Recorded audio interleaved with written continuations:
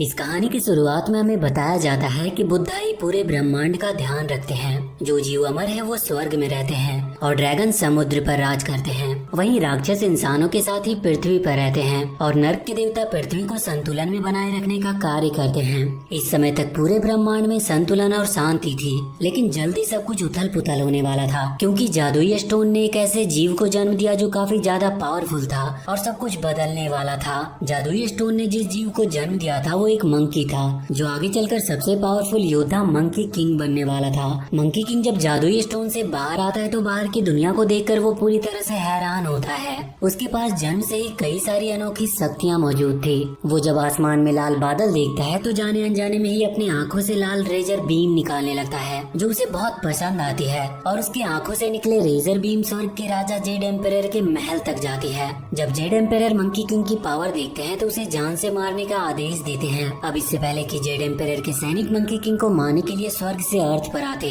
वहाँ पर बुद्धा आ जाते हैं, जो जेड एम्परर को ऐसा करने से मना कर देते हैं, क्योंकि मंकी किंग ने किसी मकसद से जन्म लिया था और उसे अपना मकसद पूरा करना था। मंकी किंग पहाड़ की चोटी से उतरकर नीचे जंगल में आ जाता है, जहाँ पर वो दूसरे मंकी बेबीज को अपनी माँ से प्यार करता देखकर वो भी उनके पास जाता है, लेकिन वो सारे मंकी किंग को अपने पास से दूर भगा देते हैं, क्योंकि वो उनसे अलग था। वो जब एक ओल्ड मंकी को मंकी बेबीज को पढ़ाते हुए देखता है तो वो भी उनके साथ शामिल हो जाता है। वो ओल्ड मंकी सारे मंकी बेबीज को समझाता है कि वो कभी भी जंगल से बाहर धूप में ना जाए, क्योंकि वहाँ पर खतरा है। वहीं पर मंकी किंग एक मंकी बेबी के पैर पर मार देता है, जिससे सारे मंकी बेबीज आपस में लड़ने लगते हैं और लड़ते लड़ते जंगल के बाहर झरने के पास धूप में चले जाते हैं। वो ओल्ड मंकी ये देखकर सारे बच्चों को जल्द से जल्द वापस से जंगल में आने को कहते हैं, लेकिन वो नहीं आते, क्योंकि उन्हें लगता है कि धूप में उन्हें कोई भी खतरा नहीं है। अब अगले ही पल झरने के उस पार मौजूद गुफा में से एक राक्षस बाहर निकलता है, जो कि एक मंकी को उठाकर अपने साथ ले जाता है। ओल्ड मंकी सारे मंकी को बताता है कि ये सब मंकी किंग की वजह से हुआ है, इसीलिए इसे मारकर यहाँ से भगा दो और अपने साथ मत रहने दो।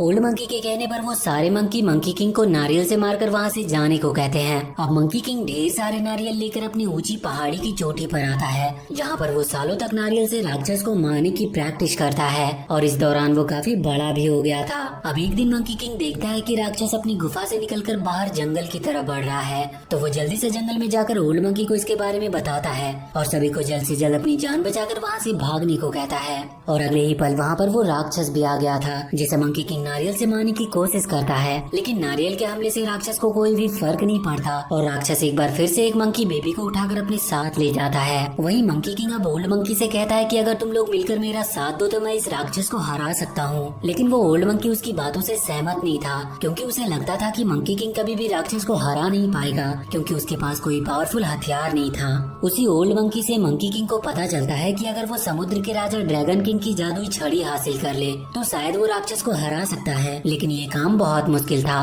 क्योंकि इसके लिए मंकी किंग को समुद्र के गहराइयों में जाना पड़ सकता था, जहाँ पर ड्रैगन किंग रहता है। लेकिन मंकी किंग बिना कुछ सोचे समझे ड्रैगन किंग की छड़ी हासिल करने के लिए समुद्र में छलांग लगा देता है। और अगले सीन में हम ड्रैगन किंग को देखते हैं, जो समुद्र की गहराइयों में जादुई छड़ी की मदद से पूरी दुनिया पर राज करने का प्लान बना रहा था। लेकिन उसी दौरान मंकी किंग भी जादुई छड़ी के पास पहुंच जाता है और उस जादुई छड़ी से उसे पता चलता है कि वो हजारों साल से मंकी किंग का ही इंतजार कर रही थी। वो ये जानकर बहुत खुश होता है और जादुई छड़ी लेकर वहाँ से निकल जाता है। उस जादुई छड़ी के चोरी होने की शिकायत ड्रैगन किंग जेड एम्परर से करता है, लेकिन इसका कोई भी फायदा नहीं होता, क्योंकि जेड एम्परर ड्रैगन किंग को खुद अपनी छड़ी जाकर मंकी किंग से वापस लेने के लिए बोलते हैं। मंकी किंग राक्षस को मारने के लिए जादुई छड़ी की मदद से उसके गुफा में आ जाता है, जहाँ पर उसके और राक्षस के बीच में एक खतरनाक फाइट होती है। स्टार्टिंग में तो मंकी किंग को उस जादुई छड़ी के इस्तेमाल करने में प्रॉब्लम हो रही थी, लेकिन जल्दी वो छड़ी का इस्तेमाल करना सीख जाता है और राक्षस को मारकर स्वर्ग में जेड एम्परर के महल में भेज देता है। राक्षस को हराने और मंकी बेबी को वापस लाने से सारे मंकी किंग को अपना राजा मानने लगते हैं और उसकी जय जयकार करने लगते हैं। वहीं अब ओल्ड मंकी मंकी किंग के पास आता है और उससे कहता है कि तुम कुछ भी कर लो, लेकिन हम में से एक नहीं बन पाओगे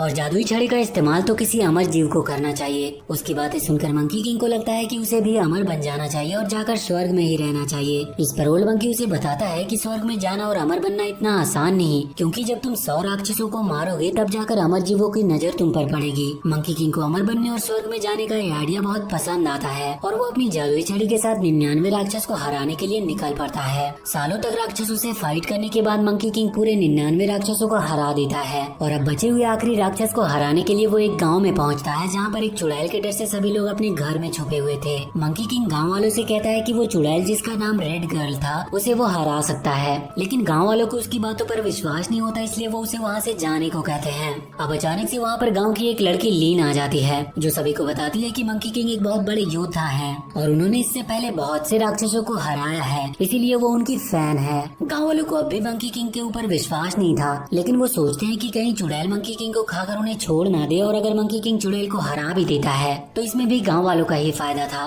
इसीलिए वो मंकी किंग को चुड़ैल से लड़ने देते हैं। चुड़ैल से लड़कर उसे हराने से पहले मंकी किंग गाँव वालों से फाइट जीतने के बाद अपने लिए एक फंक्शन रखने की मांग करता है जिसमें वो मंकी किंग को मेडल देकर सम्मानित करेंगे और मंकी किंग की तारीफ करने के बाद आसमान में पटाखे जलाएंगे, क्योंकि उसे लग रहा था कि 100वें राक्षस को हराने के बाद स्वर्ग से अमरजी उसे स्वर्ग ले जाने के लिए आएंगे। गाँव वाले उसकी सारी शर्तों को मान लेते हैं। इसके बाद मंकी किंग और चुड़ैल के बीच में एक खतरनाक फाइट होती है जिसके दौरान मंकी किंग चुड़ैल को बोलता है कि अगर तुम 10 सेकंड तक मेरी छड़ी को अपने हाथों में पकड़ी रही तो मैं इसे तुम्हें दे दूंगा। चुड़ैल इसके लिए राजी हो जाती है, लेकिन मंकी किंग अपनी जादुई छड़ी और सूझबूझ की मदद से चुड़ैल को हमेशा के लिए धरती की गहराइयों में कैद कर देता है। चुड़ैल से फाइट के दौरान मंकी किंग ने पूरे गांव को जलाकर बर्बाद कर दिया था, लेकिन फिर भी वादे के मुताबिक गांव वाले मंकी किंग को मेडल देकर उसे सम्मानित करते हैं और आसमान में खुशी के पटाखे जलाए जाते हैं। अब मंकी किंग को इंतजार था अमर जीवों की जो स्वर्ग से आएंगे और उसे अपने साथ ले जाएंगे, लेकिन काफी देर तक इंतजार करने के बाद भी अमर जीव तो मंकी किंग को लेने के लिए नहीं आते।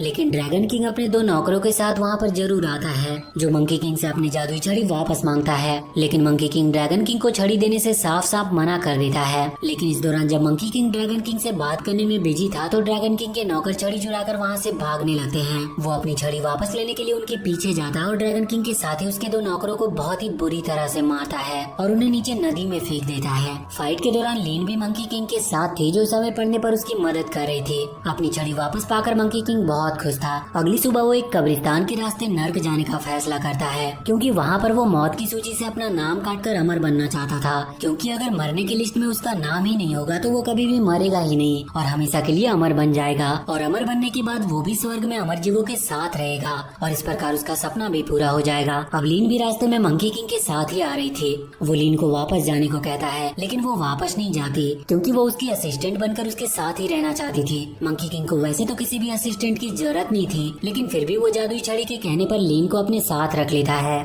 क्योंकि मंकी किंग को पढ़ने नहीं आती थी और लीन नर्क में मौत की लिस्ट में उसका नाम ढूंढने में उसकी मदद कर सकती थी। और अब वो दोनों जादुई छड़ी की मदद से कब्रिस्तान के एक जादुई रास्ते से होते हुए नर्क में आ जाते हैं, जहाँ पर नर्क के देवता मरे हुए लोगों को अपने पाप पुण्य के हिसाब से उनका कमरा बता रहे थे। मंकी किंग जब ये देखता है कि एक मौत का दूत अपने साथ एक जिंदा मुर्गे को नर्क में ले आया था तो वो उस मुर्गे को मार देता है, जिसके बाद नर्क के देवता उस दूत को मुर्गे की आत्मा के साथ अंदर जाने देते हैं, क्योंकि नर्क में किसी भी जिंदा जीव का आना सख्त मना था। मौत का देवता जब देखता है कि मंकी किंग जिंदा है और वो नर्क में आ गया है तो वो उसे अंदर जाने का पास नहीं देते। अब मंकी किंग सभी को बता देते हैं कि लीन भी जिंदा है जो रूल तोड़कर नर्क में आ गई, तो नर्क के राजा लीन पर गुस्सा होते हैं। लेकिन इससे पहले कि वो लीन को कोई सजा सुनाते, लीन किसी तरह नर्क के राजा को ये विश्वास दिलाने में कामयाब हो जाती है कि वो एक दुर्घटना में मर चुकी है, इसीलिए वो लीन को अंदर जाने का पास दे देते हैं। लीन पास लेकर जब नर्क के अंदर जाती है तो उसे वहाँ पर मंकी किंग मिलता है। लीन उसके ऊपर गुस्सा थी क्योंकि उसने उसे अकेला छोड़ दिया था। अब मंकी किंग और लीन उस कमरे में आ जाते हैं जहाँ पर उन लोगों के नामों का लिस्ट था जो कि दुनिया में अभी जिंदा थे और मरने वाले थे। मंकी किंग जल्दी से लीन को उन लिस्ट में से अपना नाम ढूंढने को कहता है, लेकिन तभी वहाँ पर नर्क के राजा भी आ जाते हैं जिनके पास मंकी किंग के मौत की लिस्ट थी। उसके जीवित रहते ही लीन के साथ नर्क में आने से नर्क के राजा मंकी किंग पर बहुत गुस्सा थे और वो उस पर हमला कर देते हैं। अब मंकी किंग और नर्क के देवता के बीच में एक खतरनाक फाइट होने लगती है। फाइट के दौरान मंकी किंग नर्क के राजा को बुरी तरह से मारता है और साथ ही मौत के लिस्ट से अपना नाम भी मिटा देता है, जिससे अब वो अमर बन गया था। नर्क के राजा जब देखते हैं कि वो मंकी किंग को हरा नहीं सकते तो वो स्वर्ग में जेड एम्पायर से मदद मांगते हैं। नर्क के राजा को हटाकर मंकी किंग खुद ही जेड एम्पायर से बात करता है और खुद उनके साथ स्वर्ग में आकर रहने को कहता है, क्योंकि अब वो भी उनकी तरह ही अमर था। जेड एम्पायर मंकी किंग को समझाते हैं कि अभी वो पूरी तरह से अमर नहीं बन पाया है, क्योंकि वो बूढ़ा होकर तो नहीं मरेगा लेकिन युद्ध में मारा जा सकता है, क्योंकि वो अभी आधा अमर बना है। मंकी किंग ये जानकर बहुत दुखी होता है, लेकिन तभी नर्क के राजा से उसे पता चलता है कि नर्क में एक ऐसी किताब मौजूद है जिसमें अमर होने का राज छुपा हुआ है। उसे जब ये बात पता चलती है तो वो बहुत खुश होता है। जेड एम्पायर नर्क के देवता को किसी भी तरह से मंकी किंग को वो किताब हासिल करने से रोकने को कहते हैं, क्योंकि अगर वो किताब मंकी किंग के हाथों में लग गई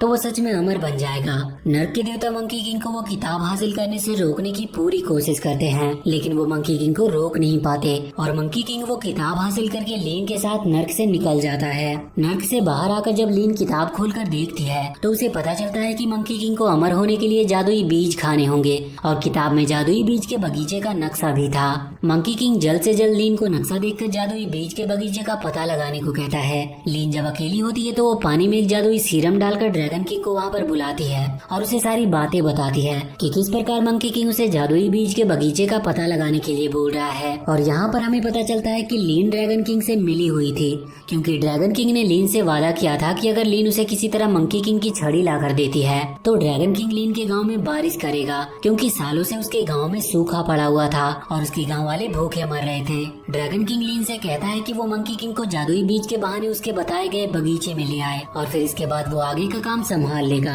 लीन ऐसा ही करती है और वो मंकी किंग को जादुई बीज के बगीचे का गलत रास्ता बता देती है। रास्ता पता चलते ही मंकी किंग लीन को लेकर आसमान में उड़ जाता है और वो ऊंचे ऊंचे पेड़ों पर जंप लगाते हुए लीन के बताए गए लोकेशन पर पहुंचता है। पर रास्ते में लीन मंकी किंग से बिछड़ गई थी और भयानक जंगल में खो गई थी, लेकिन मंकी किंग ने जल्दी उसे ढूंढ लिया था और उसकी जान भी बचाई थी। उस बगीचे में पहले से मौजूद ड्रैगन किंग ने एक पेड़ के फलों में नशीला पदार्थ मिला दिया था और अपने दोनों नौकरों को मंकी किंग के आने पर उसी पेड़ का फल खिलाने को बोलता है, ताकि मंकी किंग के बेहोश होने पर वो उसकी छड़ी को हासिल कर सके। मंकी किंग के आने पर ड्रैगन किंग के दोनों नौकर भी मंकी किंग के साथ नशीले फल को खा लेते हैं और नशे में हो जाते हैं। उसे नशे में देखकर जब ड्रैगन उससे वो छड़ी हासिल करने के लिए उसके पास आता है तो मंकी किंग ड्रैगन किंग को भी वो नशीले फल खिला देता है, जिससे ड्रैगन किंग भी नशे में आ जाता है और अपने दोनों नौकरों के साथ अपनी छोटी नाव लेकर नदी के रास्ते वहाँ से निकल जाता है। मंकी किंग जब होश में आता है तो लीन को एक बार फिर से किताब पढ़ने को कहता है, क्योंकि उसे पता चल गया था कि वो जादुई बीजों का बगीचा नहीं था।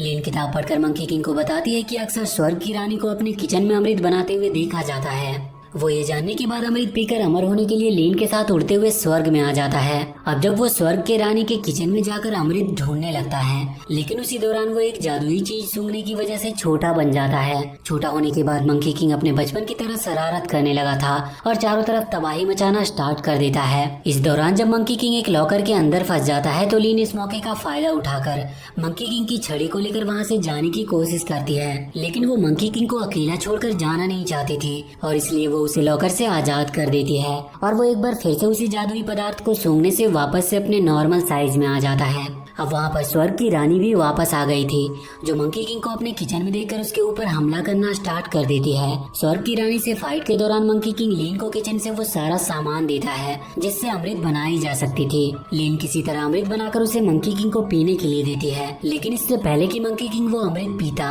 स्वर्ग की रानी हमला करके अमृत को नष्ट कर देती है। मंकी किंग इस बात पर गुस्सा होकर स्वर्ग की रानी पर हमला करना स्टार्ट कर देता है। स्वर्ग की रानी मंकी किंग पर हमला करके उसे अंतरिक्ष में फेंक देती है और लीन को मंकी किंग की छड़ी देकर उसे वहाँ से जाने को कहती है, ताकि वो ड्रैगन किंग को छड़ी वापस करके अपने गांव में बारिश करा सके। लीन इसके लिए राजी हो जाती है, लेकिन जब मंकी किंग वापस आकर स्वर्ग की रानी से लड़ता है और जब बिना अपनी जादुई छड़ी के वो बुरी तरह से मार खाता है तो लीन को ना चाहते हुए भी मंकी किंग की मदद के लिए जाना पड़ता है और वो उसकी छड़ी को उसे वापस कर देती है। अपनी छड़ी मिलने के बाद मंकी किंग स्वर्ग की रानी को बुरी तरह से मारता है और अब स्वर्ग की रानी के हमलों का मंकी किंग के ऊपर कोई असर नहीं हो रहा था, क्योंकि अब वो अमर बन चुका था। वो इस समय इतने गुस्से में था कि वो स्वर्ग की रानी को जान से मारना चाहता था, पर लीन ऐसा नहीं चाहती थी कि मंकी किंग स्वर्ग की रानी को जान से मारे, इसीलिए वो जादुई फल खाकर टेलीपोर्ट होकर वापस पृथ्वी पर गिरने लगती है और अब मंकी किंग को ना चाहते हुए भी स्वर्ग की रानी को छोड़कर लीन को बचाने जाना पड़ता है। लीन अपने गाँव को बचाने के लिए किसी भी तरह मंकी किंग की छड़ी को हासिल करना चाहती थी,